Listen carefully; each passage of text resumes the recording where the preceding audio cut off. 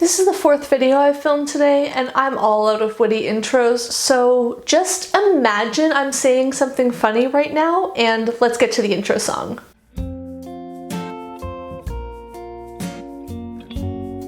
Hi everyone, Rosie here. Welcome back to my channel. Today I'm going to be doing a tag video that I've seen a lot of thumbnails for, but I will admit I have not actually watched that many of these. It is the Your Answer Can't Be Books tag created by BookBuds. They have a great channel, so I will link their original video down below. Make sure you go check that out. Their video was posted at the beginning of August, and then I feel like so many people did a version, and August just wasn't a great month for watching BookTube for me, I guess. Loads of people have done this video, and I'm looking forward to going back and watching them. I promise I just didn't get to them when they were live. So if someone tagged me in this, I'm sorry I haven't seen it. Let me know down below if you tagged me, and I will make sure to put that in the description. But I just want to do this tag, so I'm gonna do it, and let's get to the questions. Question 1, what is something that you own way too many of other than books? So I hate to be a cliche, but I definitely own too many shoes.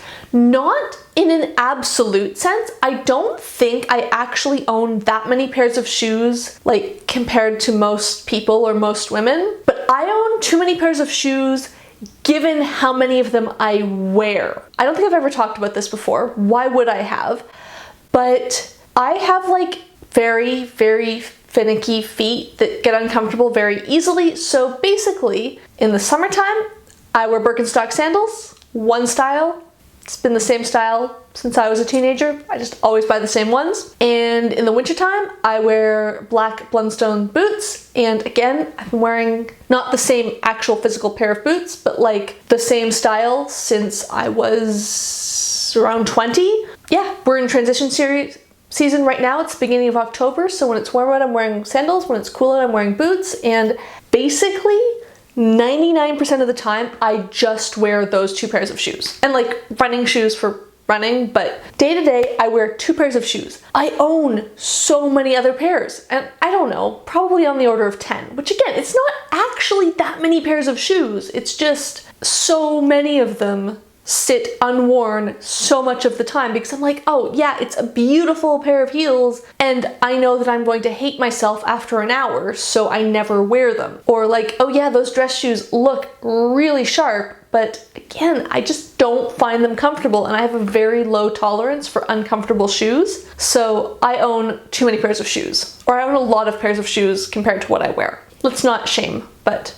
yes, that's something I own a lot of that isn't books. Question 2, what is something that you do for fun that's not reading a book? I really like baking, as you will have probably guessed if you've seen any of my book and bake videos. I will link to either the videos or the playlist. Can I link to a playlist up here? I'm gonna try. I really like trying new recipes. I really like making new things. I also like eating baked goods. I just genuinely enjoy baking things, so that is something that I do for fun that isn't reading. Question 3.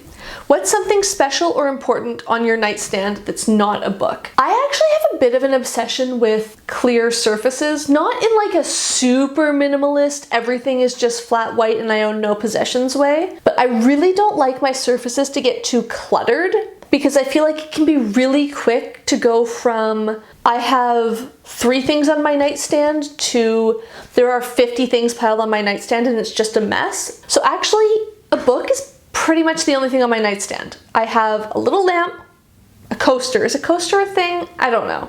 And my Kindle. And that's all that lives on my nightstand. But in my nightstand, in my top drawer, I keep my pawpaw ointment, which the name sounds so silly. I'm gonna put a picture of up here. It's basically a lip balm. I think you can use it for other stuff. Sometimes if I have really chapped hands or something, or really chapped elbows in the winter, I'll put it on there. But it's just this amazing lip balm. I've never seen it in North America. I discovered it when I was living in Australia, and it changed my world. That sounds dramatic, but I was one of those people who always had chapped lips. And I wasn't even using the bad lip balms. I was using good ones that are actually good for your lips, and still they were always chapped. I was always reapplying lip balm. I was one of those people who had it everywhere in my life, and then I discovered this stuff, and now I only need it like twice a day. So I buy it in these giant pots online, and they last for like a year and a half or 2 years, but it's just the best lip balm I've ever used. It's not quite as greasy as Vaseline, but it's so effective and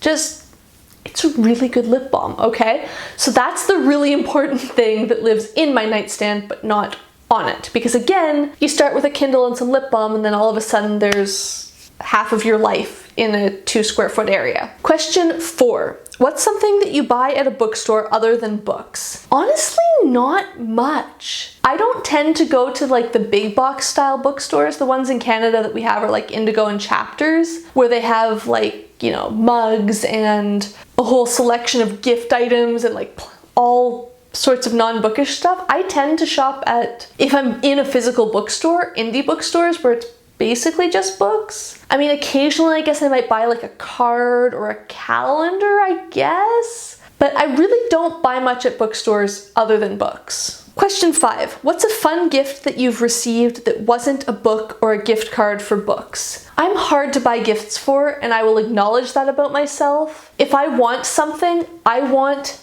a very specific thing.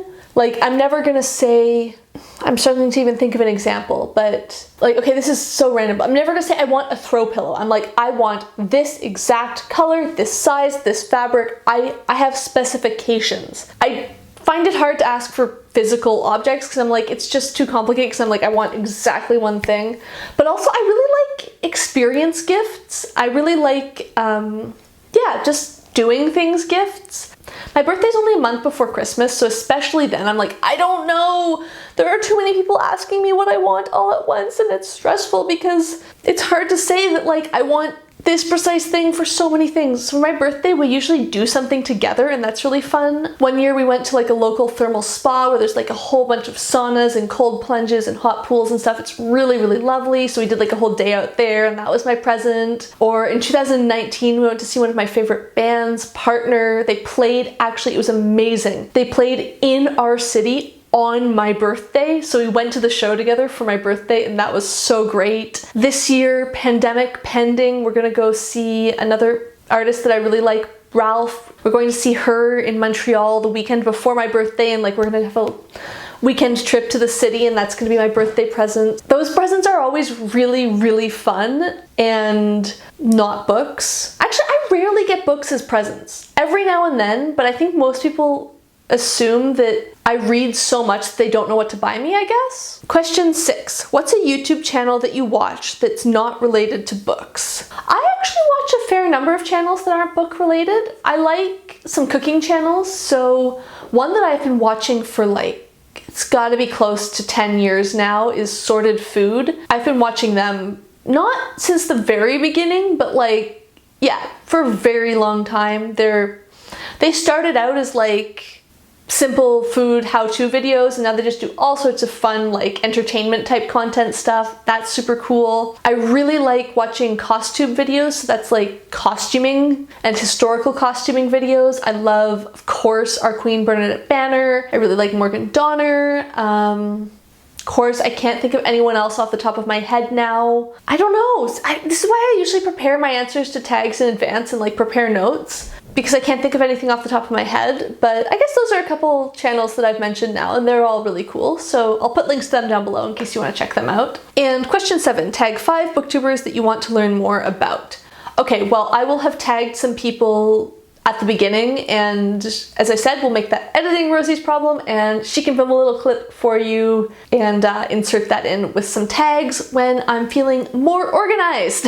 All right, let me know down below, what do you own too much of? Because that one I thought was going to be a really easy answer, but actually I was like, I don't have many things other than books where I own a lot of something. So I'd be curious, what do you guys have a lot of? And if you like this video, please give me a like down below. If you would like to see more of my videos, please hit subscribe, and thank you for watching.